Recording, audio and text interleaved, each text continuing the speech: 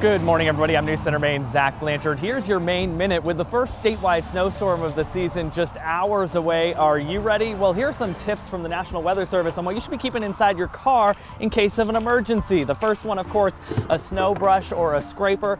And it also doesn't hurt to have a shovel in case you need to dig it out.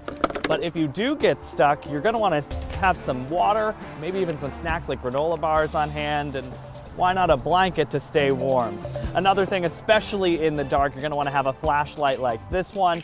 But get this, how about some kitty litter? Yeah, if you're really stuck and you wanna get some traction under those tires, some kitty litter or a bag of sand in the trunk doesn't hurt to have on hand. But you're not the only one getting ready. Plow crews across the state are right now, as we speak. The Maine Department of Transportation says they are ready to pre-treat those roads today, and this first storm will be their first test of the season.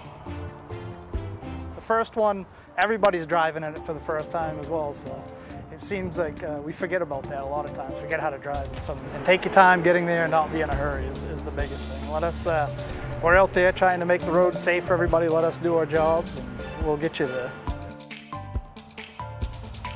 Some good advice right there, especially with this rain and snow mix that could make some for slick conditions tonight into tomorrow morning. Remember, you can stay up to date with all your latest weather alerts on our new mobile app. With your Maine Minute, I'm News Center Maine's Zach Blanchard.